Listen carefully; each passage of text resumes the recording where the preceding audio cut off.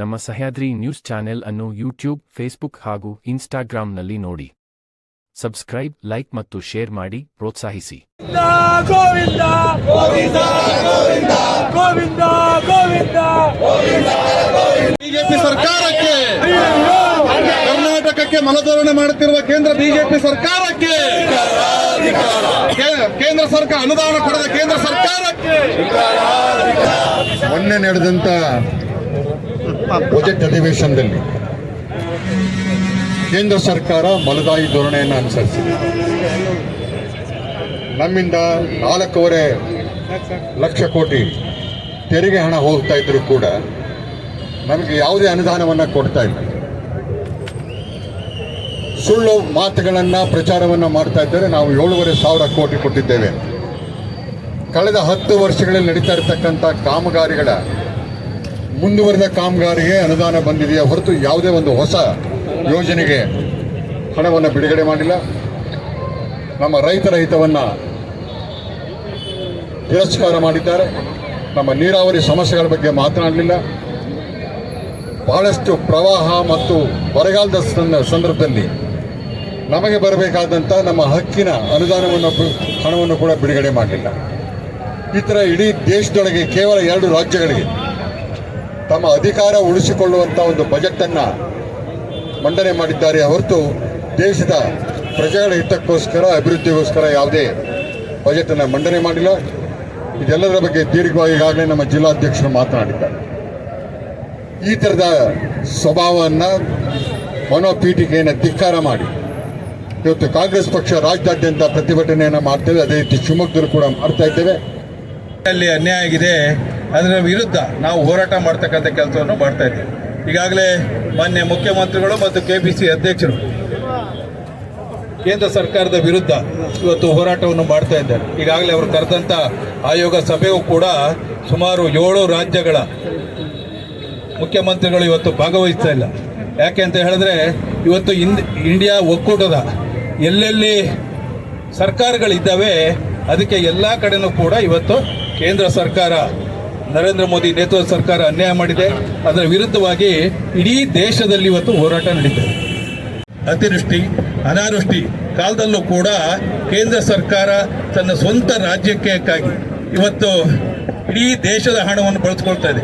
ಅದಕ್ಕಾಗಿ ಅದರ ವಿರುದ್ಧವಾಗಿ ಹೋರಾಟಗಳನ್ನು ಜಾಸ್ತಿ ಮಾಡಬೇಕಾಗಿದೆ ಮತ್ತು ಕೂಡಲೇ ಅವರು ಮಧ್ಯಂತರ ಬಜೆಟ್ ಅನ್ನು ಮಾಡಿ ಅಥವಾ ಯಾವುದೇ ರೀತಿಯಲ್ಲಾದರೂ ಕರ್ನಾಟಕ ರಾಜ್ಯಕ್ಕೆ ಹಣವನ್ನು ಒದಗಿಸಬೇಕು ಅಂತೇಳಿ ಈ ಪ್ರತಿಭಟನೆ ಮೂಲಕ ಕರ್ನಾಟಕದ ಜನರಿಗೆ ಬಗೆದಂತ ದ್ರೋಹ ಅನ್ನುವಂಥದ್ದನ್ನು ನಾವೆಲ್ಲ ಕಾಂಗ್ರೆಸ್ಸಿನ ಅಧ್ಯಕ್ಷ ನೇತೃತ್ವದಲ್ಲಿ ಇಲ್ಲಿ ನಾವೆಲ್ಲ ಪ್ರತಿಭಟನೆಯನ್ನು ಮಾಡ್ತಾ ಇದ್ದೀವಿ. ನಾವು ಒಂದೇ ಒಂದು ಪೈಸೆ ಹೊಸ ಯೋಜನೆಗಳನ್ನು ಕರ್ನಾಟಕಕ್ಕೆ ಘೋಷಣೆ ಮಾಡದಿರುವಂಥ ಸರ್ಕಾರ 5 ಕೇಂದ್ರದ ಸಚಿವರನ್ನು ಕರ್ನಾಟಕದಿಂದ ಕೊಟ್ಟಾಗಲೂ ಕೂಡ ಇವತ್ತು ಅನ್ಯಾಯ ಆಗಿದೆ. ಅಂದರೆ ಯಾರೂ ಕೂಡ 5 ಜನ ಸಚಿವರು ಕೂಡ ಕೈಲಿ ಆಗದೇ ಇದ್ದವರು ಅನ್ನೋಂಥದ್ದನ್ನು ನಾವು ಅತ್ಯಂತ ಅನ್ಯಾಯವನ್ನು ಪ್ರತಿಭಟನೆ ಮಾಡೋದ್ರ ಮೂಲಕ ಕಳೆದ ಬಾರಿ ಕೂಡ ಸನ್ಮಾನ್ಯ ಮುಖ್ಯಮಂತ್ರಿಗಳು, ಸನ್ಮಾನ್ಯ ಉಪಮುಖ್ಯಮಂತ್ರಿಗಳು ಮತ್ತು ಕೆಪಿಸಿಸಿ ಅಧ್ಯಕ್ಷರು ಡೆಲ್ಲಿಯಲ್ಲೂ ಕೂಡ ಪ್ರತಿಭಟನೆ ಮಾಡೋದ್ರ ಮೂಲಕ ಕೇಂದ್ರ ಸರ್ಕಾರದ ಮಲತಾಯಿ ಧೋರಣೆಯನ್ನು ವಿರೋಧ ಮಾಡುವಂಥ ಕೆಲಸವನ್ನು ಮಾಡಿ ಸುಪ್ರೀಂ ಕೋರ್ಟಲ್ಲಿ ನಮಗೆ ನ್ಯಾಯ ದೊರಕಿಸಿಕೊಡುವಂಥ ಕೆಲಸವನ್ನು ರಾಜ್ಯ ಸರ್ಕಾರ ಮೊದಲನೇ ಬಾರಿಗೆ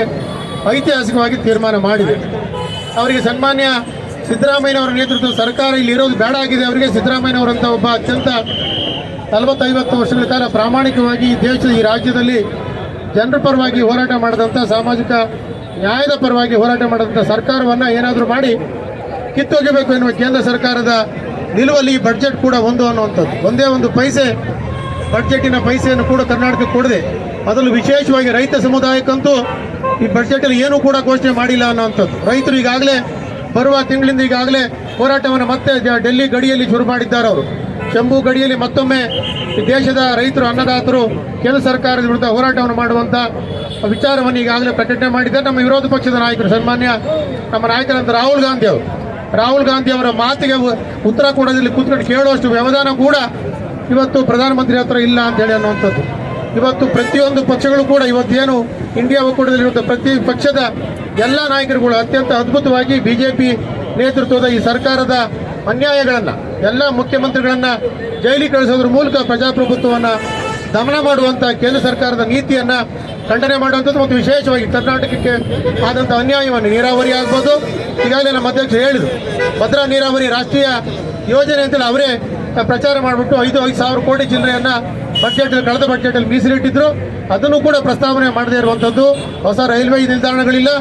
ಮೋದಿಯವರು ಅರ್ಥ ಮಾಡ್ಕೊಳ್ಬೇಕು. ಇವತ್ತು ಶಿವಮೊಗ್ಗದ ಏರ್ಪೋರ್ಟ್ ಕೂಡ ಕರ್ನಾಟಕ ರಾಜ್ಯ ಸರ್ಕಾರದ್ದು, ಅದು ಕೇಂದ್ರದ ಒಂದು ಪೈಸೆ ಕೂಡ ಅದರಲ್ಲಿ ಇಲ್ಲ. ಅದರಿಂದ ಶಿವಮೊಗ್ಗ ಕೂಡ ಭಾಳ ಅನ್ಯಾಯ ಆಗಿದೆ. ಈಗಾಗಲೇ ನಮ್ಮ ಅಧ್ಯಕ್ಷ ಹೇಳಿದಾಗೆ ಏನು ಬಗರುಕುಮನ 75 ವರ್ಷ ಅನುಭವವನ್ನು 25 ವರ್ಷಕ್ಕೆ ಇಳಿಸ್ತೀವಿ ಅನ್ನುವಂಥ ಮಾನ್ಯ ಯಡಿಯೂರಪ್ಪನವರು ಮತ್ತು ಅವ್ರ ಮಗ ರಾಘವೇಂದ್ರ ಅವರ ಕಳೆದ 19ರ ಚುನಾವಣೆ ಮತ್ತು ಈ ಚುನಾವಣೆಯಲ್ಲಿ ಕೊಟ್ಟಂಥ ವಾಗ್ದಾನಗಳನ್ನು ಪ್ರಸ್ತಾಪ ಇಲ್ಲದೆ ಇರುವಂಥ ರೀತಿಯಲ್ಲಿ ಕೇಂದ್ರ ಸರ್ಕಾರ ಹೇಳೋದೊಂದು ಮಾಡೋದೊಂದು. ಏನು ಹೇಳ್ತಾರೆ ಚುನಾವಣೆಗೆ ಅದನ್ನು ಬಿಟ್ಟು ಮತ್ತೆಲ್ಲ ಮಾಡುವಂಥ ಅವರ ಈ ಧೋರಣೆ, ಮಲತಾಯಿ ಧೋರಣೆ, ಕರ್ನಾಟಕ ವಿರೋಧಿ ಧೋರಣೆಯನ್ನು ಅತ್ಯಂತ ಕಟುವಾಗಿ ನಾವೆಲ್ಲ ಖಂಡಿಸ್ತಾ ಏನು ಪಕ್ಷದ ನಿರ್ಧಾರದಂತೆ ನಾವು ತಾಲೂಕು ಮಟ್ಟದಲ್ಲಿ ಮತ್ತು ಬ್ಲಾಕ್ ಮಟ್ಟದಲ್ಲೂ ಕೂಡ ಈ ಅನ್ಯಾಯ ಸರಿ ಮಾಡದೆ ಹೋದರೆ ಮುಂದಿನ ಹೋರಾಟಗಳನ್ನು ಜನರ ಪರವಾಗಿ ಜನರನ್ನು ಬಳಸ್ಕೊಂಡು ಮಾಡುವಂಥದ್ದು ಮಾಡ್ತೀವಿ ಅನ್ನೋಂಥ ಮಾತನ್ನು ಹೇಳೋದ್ರ ಮೂಲಕ ಮತ್ತೊಮ್ಮೆ ಕೇಂದ್ರ ಸರ್ಕಾರವನ್ನು ಅತ್ಯಂತ ಈ ಒಂದು ಏನು ಅಧ್ಯಕ್ಷ ಸರ್ಕಾರ, ಅತ್ಯಂತ ಕನ್ನಡ ವಿರೋಧಿ ಸರ್ಕಾರ ಅನ್ನೋದನ್ನು ಹೇಳ್ತಾ, ಬಹಳ ಮುಖ್ಯವಾಗಿ 3ನೇ ಬಾರಿ ಅಧಿಕಾರಕ್ಕೆ ಬರೋದಕ್ಕಿಂತ ಮುಂಚೆ ಬಹಳಷ್ಟು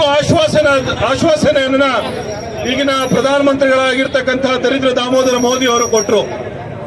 ಯಾವ ರೀತಿ ಯುವಕರಿಗೆ ಅವಕಾಶ ಮಾಡಿಕೊಡ್ತೇವೆ, ಬಜೆಟ್ ಅಲ್ಲಿ ಯಾವ ರೀತಿ ಅವಕಾಶ ಮಾಡಿಕೊಡ್ತೇವೆ, GST ಅಲ್ಲಿ ಯಾವ ರೀತಿ ವಿಚಾರವಾಗಿ ಅವಕಾಶ ಮಾಡಿಕೊಡ್ತೀವಿ ಅಂತಕ್ಕಂಥದ್ದನ್ನು ಕೂಡ.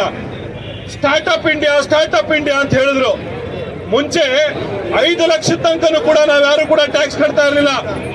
ಈಗ 3 ಲಕ್ಷದಿಂದ 7 ಲಕ್ಷ ತನಕ ಯಾರು ದುಡಿತಾರೋ ಅವರು 5% ಟ್ಯಾಕ್ಸ್ ಅನ್ನ ಕಟ್ಟಬೇಕಾಗ್ತದೆ. ಹೆಣ್ಮಕ್ಳು ಬಹಳಷ್ಟು ಖುಷಿಯಾಗಿ ಹೇಳ್ತಾ ಇದ್ರು. ಬಹಳಷ್ಟು ಜನ ಮೋದಿಗೆ ಮತ ಹಾಕಿರ್ತಕ್ಕಂಥವ್ರು, ಮೋದಿ ಅವ್ರನ್ನ ತೆಗೆದುಕೊಂಡು ಬಂದ್ರೆ ನಾವೆಲ್ಲರೂ ಕೂಡ ಬದುಕಬಹುದು, ನಾವೆಲ್ಲರೂ ಕೂಡ ವ್ಯಾಪಾರಗಳನ್ನ ಮಾಡಬಹುದು, ಸ್ಟಾರ್ಟ್ಅಪ್ ಇಂಡಿಯಾದಲ್ಲಿ ನಾವೆಲ್ಲರೂ ಕೂಡ ಜೀವನ ಮಾಡ್ಕೊಂಡು ಹೋಗ್ಬೋದು ಅಂತಕ್ಕಂಥ ದೃಷ್ಟಿಯಲ್ಲಿ. ಆದ್ರೆ ಮುಂಚೆ 5 ಲಕ್ಷ ರೂಪಾಯಿಗಿಂತ ಮೇಲಿದ್ದವರಿಗೆ ಟ್ಯಾಕ್ಸ್ ಹಾಕಿದ್ರೆ ಈಗ ಎಲ್ಲ ಒಂದ್ ಕಡೆ ಹೆಣ್ಮಕ್ಳು ಹೊಸದಾಗಿ ಬಿಸ್ನೆಸ್ ಮಾಡ್ತಕ್ಕಂಥವ್ರು ಅವರೆಲ್ಲರೂ ಕೂಡ 3,01,000 ರೂಪಾಯಿ ದುಡಿದ್ರು ಕೂಡ 5% ಟ್ಯಾಕ್ಸ್ ಹಾಕಿರ್ತಕ್ಕಂಥ ನಾಚಿಕೆಗೇಡಿದ ಸರ್ಕಾರದ ವಿರುದ್ಧ ನಾವೆಲ್ಲರೂ ಕೂಡ ಇವತ್ತು ಪ್ರತಿಭಟನೆಯನ್ನು ಮಾಡ್ತಾ ಇರ್ತಕ್ಕಂಥದ್ದು. ಇವತ್ತು ಹೇಳಿದ್ರು 2 ಕೋಟಿ ಉದ್ಯೋಗವನ್ನು ಕೊಡ್ತೀವಿ ಅಂತ ಹೇಳಿದ್ರು. 3ನೇ ಬಾರಿ ಬಜೆಟ್ ಅನ್ನು ಕೂಡ ಮಾಡಿದ್ರು, 3ನೇ ಸರ್ಕಾರ ಬಂದು ಬಜೆಟ್ ಅನ್ನು ಮಾಡಿದ್ರು ಕೂಡ 1 ರೂಪಾಯಿನೂ ಕೊಡದಲ್ಲೇ ಇರ್ತಕ್ಕಂಥದ್ದು ಕೂಡ ನಾಚಿಕೆಗೇಡಿನ ಸರ್ಕಾರ. ಬಹಳ ಮುಖ್ಯವಾಗಿ 5 ಜನ ಮಂತ್ರಿಗಳಲ್ಲಿ ಒಬ್ಬರಾಗಿರ್ತಕ್ಕಂಥ ನಿರ್ಮಲಾ ಸೀತಾರಾಮನ್ ಅವರು ಯಾವ ರೀತಿ ಅವರು ಕರ್ನಾಟಕದಿಂದ ಗೆದ್ದು ಹೋದ್ರು ಅದೇ ರೀತಿ ಕರ್ನಾಟಕಕ್ಕೆ ಒಂದು ಎಡಗಾಲಲ್ಲಿ ಹೊಡೆದೋಗಿರ್ತಕ್ಕಂಥ ಹೆಣ್ಮಗಳು ಯಾರು ಇದ್ದಾರೆ ಅಂತ ಹೇಳಿದ್ರೆ ಅದು ನಿರ್ಮಲಾ ಸೀತಾರಾಮನ್ ಅವರು. ಯಾಕಂತ ಹೇಳಿದ್ರೆ ಇವತ್ತು 1 ರೂಪಾಯಿ ಅನುದಾನ ಕೂಡ ಕರ್ನಾಟಕದ ವಿಚಾರವಾಗಿ ಕೂಡ ಬಿಡುಗಡೆ ಮಾಡಲಿಲ್ಲ, ಯುವಕರ ವಿಚಾರಕ್ಕೂ ಕೂಡ ಬಿಡುಗಡೆ ಮಾಡಲಿಲ್ಲ, ಸ್ಟಾರ್ಟ್ಅಪ್ ವಿಚಾರಕ್ಕಾಗಿರ್ಬೋದು, ಸ್ಪೆಷಲ್ ಎಕನಾಮಿಕ್ ಝೋನ್ ಆಗಿರ್ಬೋದು, ಇದೆಲ್ಲೂ ಕೂಡ ಅವಕಾಶ ಮಾಡ್ಕೊಳ್ಳಿ ಕೊಡ್ತಿರ್ತಕ್ಕಂಥದ್ದು. ಇವತ್ತು ಬಹಳ ದೊಡ್ಡದಾಗಿ ಹೇಳ್ತಾರೆ, ಗೆದ್ದಿರ್ತಕ್ಕಂಥ 17+2 19 ಜನ ಬಳೆ ತೊಡ್ತಕ್ಕಂಥ ಏನು ಲೋಕಸಭಾ ಸದಸ್ಯರಿದ್ದಾರೋ ಇವರಿಗೆ ಜಿಲ್ಲಾ ಕಾಂಗ್ರೆಸ್ಸಿನ ಪರವಾಗಿ ಧಿಕ್ಕಾರವನ್ನು ಕೂಡ ಈ ಸಂದರ್ಭದಲ್ಲಿ ಕೂಗಕ್ಕೆ ಇಷ್ಟಪಡ್ತಾ ಇದ್ದೀವಿ. ಧನ್ಯವಾದಗಳು. ಇದೇ ತಿಂಗಳು 23ನೇ ತಾರೀಕು ಏನು ಕೇಂದ್ರ ಸರ್ಕಾರ ಬಜೆಟ್ ಅನ್ನು ಮಂಡನೆ ಮಾಡ್ತು, ಆ ಬಜೆಟ್ನಲ್ಲಿ ಕರ್ನಾಟಕ ರಾಜ್ಯಕ್ಕೆ ದೊಡ್ಡ ಅನ್ಯಾಯವನ್ನು ಮಾಡಿದೆ. ಕಾರಣ ಒಂದೇ ಒಂದು ಯೋಜನೆಯನ್ನು ನಮ್ಮ ಕರ್ನಾಟಕ ರಾಜ್ಯಕ್ಕೆ ಕೊಡಲಿಲ್ಲ. ಹಿಂದಿನ ಬಜೆಟ್ನಲ್ಲಿ ಅವರು ವಾಗ್ದಾನ ಮಾಡಿದಂತೆ ಭದ್ರಾ ಯೋಜನೆ, ಅಪ್ಪರ್ ಭದ್ರಾ ಯೋಜನೆಗೆ 5,300 ಕೋಟಿ ರೂಪಾಯಿ ಹಣವನ್ನು ಕೊಡ್ತೀವಿ ಅಂತೇಳಿ ಹೇಳಿದರು. ಆದರೆ ಇಲ್ಲಿವರೆಗೂ ಅದಕ್ಕೆ ಹಣವನ್ನು ಕೊಡುವಂಥ ಕೆಲಸ ಆಗಲಿಲ್ಲ. ಈ ಬಜೆಟ್ನಲ್ಲಿ ಅದರ ಪ್ರಸ್ತಾಪನೂ ಮಾಡಲಿಲ್ಲ. ಹಣವನ್ನು ಕೊಡ್ತೀವಿ ಅಂತೇಳಿ ಆ ಹಣವನ್ನು ಕೊಡ್ತೀವಿ ಅಂತಲೂ ಈ ಪ್ರಸ್ತಾಪವನ್ನು ಮಾಡಲಿಲ್ಲ. ಹಾಗಾಗಿ ನಮಗೆ ಬರಬೇಕಾದಂಥ ಅನುದಾನಗಳು ಇವತ್ತು ಇಡೀ ದೇಶದಲ್ಲಿ ನಮ್ಮದು 2ನೇ ರಾಜ್ಯ. ಇವತ್ತು ಏನಾದರೂ ಹೆಚ್ಚಿನ GST ಕೊಡ್ತಾ ಇರೋಂಥದ್ರಲ್ಲಿ 2ನೇ ರಾಜ್ಯ. ಇವತ್ತು ನಮ್ಮ ರಾಜ್ಯಕ್ಕೆ ಅನ್ಯಾಯ ಮಾಡ್ತಾ ಇದೆ. ಹಿಂದೆ ನಮಗೆ ಹಣ ಕೊಟ್ಟಿಲ್ಲ ಅಂತೇಳಿ ನಮ್ಮ ಸರ್ಕಾರದ ಮಂತ್ರಿಗಳು, ಶಾಸಕರು ಎಲ್ಲ ಸೇರಿ ಏನು ದೆಹಲಿಯಲ್ಲಿ ಒಂದು ಪ್ರತಿಭಟನೆ ಮಾಡಿದ್ರು. ಸುಪ್ರೀಂ ಕೋರ್ಟ್ನಲ್ಲಿ ನಮಗೆ ಅದಕ್ಕೊಂದು ಸ್ವಲ್ಪ ನಮ್ಮ ಪರವಾಗಿ ಒಂದು ಸ್ವಲ್ಪ ಹಣವನ್ನು ಕೊಡುವಂಥ ಕೆಲಸ ಆಯಿತು. ಅದು ಬಿಟ್ಟರೆ ಇನ್ನು ನಮ್ಮ ಹಣ ಕೊಡುವಂಥ ಕೆಲಸನೂ ಆಗ್ತಾಯಿಲ್ಲ. ನಮ್ಮ ರಾಜ್ಯಕ್ಕೆ ಯಾವ ಯೋಜನೆಗಳು ಕೊಡ್ತಾ ಇಲ್ಲ. ಇವತ್ತು 17+2 19 ಜನ ಅವರು BJPಯ ಮತ್ತು ಬಿಜೆಪಿ ಮಿತ್ರ ಪಕ್ಷದ 19 ಜನ ಎಂಪಿಗಳಿದ್ದಾರೆ. ಆ ಎಂಪಿಗಳಲ್ಲಿ 5 ಜನ ಇವತ್ತು ನಮ್ಮ ರಾಜ್ಯದ ಪರವಾಗಿ ಮಂತ್ರಿಗಳಿದ್ದಾರೆ. ಆದರೆ ಇವತ್ತು ಒಂದೇ ಒಂದು ಶಬ್ದನೂ ನಮ್ಮ ರಾಜ್ಯದ ಪರವಾಗಿ ಯಾರು ಮಾತಾಡೋದಕ್ಕೆ ಧೈರ್ಯನೇ ಇಲ್ಲ ಇವರಿಗೆ. ಇವತ್ತು ನಾನು ಈ ಸಂದರ್ಭದಲ್ಲಿ ನಮ್ಮ ಲೋಕಸಭಾ ಸದಸ್ಯರು 4ನೇ ಬಾರಿ ಗೆದ್ದೋಗಿದ್ದಾರೆ. 4ನೇ ಬಾರಿ ಗೆದ್ದೋದ ಮೇಲೆ ಏನು ನಮ್ಮ ರಾಜ್ಯಕ್ಕೆ, ನಮ್ಮ ಜಿಲ್ಲೆಗೆ ಯಾವ ಕೊಡುಗೆ ತಂಬಂದಿದ್ದಾರೆ ಅಂತ ಹೇಳಿ ಹೇಳ್ಬೇಕಾಗುತ್ತೆ. ಯಾಕಂದ್ರೆ ಏರ್ಪೋರ್ಟ್ ನಾನ್ ಮಾಡಿದ್ದು ಅಂತಾರೆ. ಏರ್ಪೋರ್ಟಿನ ಹಣ ಒಂದೊಂದು ಪೈಸಾನು ಇವತ್ತು ರಾಜ್ಯ ಸರ್ಕಾರ ಮಾಡಿರೋಂಥ ಹಣ, ರಾಜ್ಯ ಸರ್ಕಾರ ಕೊಟ್ಟಿರೋಂಥ ಹಣ. ಇವತ್ತು ಅದನ್ನ ನಾವು ಮಾಡಿದ್ವಿ ಅಂತ ಹೇಳೋಂಥ ಕೆಲಸ ಮಾಡೋದು ಬೇಡ. ಇವತ್ತು ಏನು ನಮಗೆ ನಮ್ಮ ರಾಜ್ಯಕ್ಕೆ ಅನುದಾನ ಬರಬೇಕಾಗಿತ್ತು, ನಮ್ಮ ಜಿಲ್ಲೆಗೆ ಏನು ಅನುದಾನ ಬರಬೇಕಾಗಿತ್ತು, ಅದಕ್ಕೆ ಇವತ್ತು ಯಾವುದೇ ಬಂದಿಲ್ಲ. ಅದರ ವಿರುದ್ಧ ನಮಗೆ ಖಾಲಿ ಚೆಂಬು ಕೊಟ್ಟಿದ್ದಾರೆ ಅಂತೇಳಿ ಇವತ್ತು ನಾವು ಪ್ರತಿಭಟನೆಯನ್ನು ಮಾಡ್ತಾ ಇದ್ದೀವಿ. ಏನು ಇನ್ನೂ ನಮ್ಮ ಅಧಿವೇಶನ ನಡೀತಾ ಇದೆ. ಈ ಅಧಿವೇಶನ ನಡೆಯುವ ಸಂದರ್ಭದಲ್ಲಿ ನಮ್ಮ ರಾಜ್ಯಕ್ಕೆ ಆದಂತ ಅನ್ಯಾಯವನ್ನ ಸರಿಪಡಿಸಿ ಅದನ್ನ ಸರಿ ಮಾಡಿಕೊಡ್ಬೇಕು. ಏನು 19 ಜನ ಇವತ್ತೇನು ಸಂಸದರಿದ್ದಾರೆ, ಆ ಸಂಸದರಿಗೆ ಬಾಯಿಗೆ ಬೀಗ ಹಾಕೊಂಡಿದ್ರೆ ನೀವು ಬಾಯಿ ಬಿಚ್ಚಿ ಮಾತನಾಡಿ ಅಂತ ಹೇಳಂತ ಇವತ್ತು ಪ್ರತಿಭಟನೆಯನ್ನ ನಾವು ಮಾಡ್ತಾ ಇದ್ದೀವಿ. ನಿನ್ನೆ ದಿನ ನಾವು ನೋಡಿದ್ವಿ, ನಮ್ಮ ಬೊಮ್ಮಾಯಿ ಅವರು ಮತ್ತೆ ಗೋವಿಂದ ಕಾರಜೋಳ ಅವರು ನಿನ್ನೆ ದಿನ ಹೋಗಿ ಕೇಳ್ತಾ ಇದ್ದಾರೆ, ನಮ್ಗೆ 5,300 ಕೋಟಿ ರೂಪಾಯಿ ಹಿಂದೆ ಕೊಟ್ಟಿದ್ರಿ, ಅದನ್ನ ಬಿಡುಗಡೆ ಮಾಡಿಲ್ಲ ಅಂತ ನಿನ್ನೆ ಹೋಗಿ ಕೇಳ್ತಾ ಇದ್ದಾರೆ. ಇವ್ರು ಏನ್ ಮಾಡ್ತಾ ಇದ್ರು ಇಷ್ಟು ದಿನ? ಇವತ್ತು ಇಂಥ ಕೆಲಸ ಮಾಡ್ತಾ ಇದ್ರಿ. ಇವತ್ತು ಯಾವುದೇ ರಾಜ್ಯದ ಪರವಾಗಿ ಏನಿಲ್ಲ. ಇವತ್ತು ಏನ್ ರಾಜ್ಯದ ಜನ ಇವತ್ತು ಕೂಗ್ತಾ ಇದ್ದಾರೆ, ಅದಕ್ಕೆ ಹೋಗಿ ಇವತ್ತು ಆ ಕೆಲಸವನ್ನು ಮಾಡ್ತಾ ಇದ್ದಾರೆ. ಈ 19 ಜನ ಈ ಸಂಸದರು ಯಾವುದಕ್ಕೂ ಕೆಲಸಕ್ಕೆ ಬಾರದೇ ಇರುವಂತಹ ಸಂಸದರು ಇವರು. ಮತ್ತೆ 5 ಜನ ನಾವು ಮಂತ್ರಿಗಳು ಅಂತ ಹೇಳ್ಕೊಂಡಿದ್ದಾರೆ. ಈ 5 ಜನನು ರಾಜ್ಯಕ್ಕೆ ಮೋಸ ಮಾಡುವಂತ ಕೆಲಸ ಮಾಡ್ತಾ ಇದ್ದಾರೆ. ಅವರ ವಿರುದ್ಧ ನಾವು ಪ್ರತಿಭಟನೆಯನ್ನ ಇವತ್ತು ಹಮ್ಮಿಕೊಂಡಿದ್ವಿ. ಮುಂದಿನ ದಿನ ತಾಲೂಕು ಮಟ್ಟದಲ್ಲೂ ನಾವು ಪ್ರತಿಭಟನೆಯನ್ನು ಹಮ್ಮಿಕೊಂಡು ಈ ಪ್ರತಿಭಟನೆಯನ್ನ ನಮಗೆ ಸರಿ ಮಾಡದೇ ಇದ್ರೆ, ನಮ್ಮ ರಾಜ್ಯಕ್ಕೆ ಅನ್ಯಾಯವನ್ನು ಮಾಡಿದಾರಲ್ಲ ಅದು ಸರಿ ಮಾಡದೇ ಇದ್ರೆ ಇನ್ನೂ ದೊಡ್ಡ ಪ್ರಮಾಣದಲ್ಲಿ ನಾವು ಪ್ರತಿಭಟನೆ ಮಾಡ್ತೀವಿ.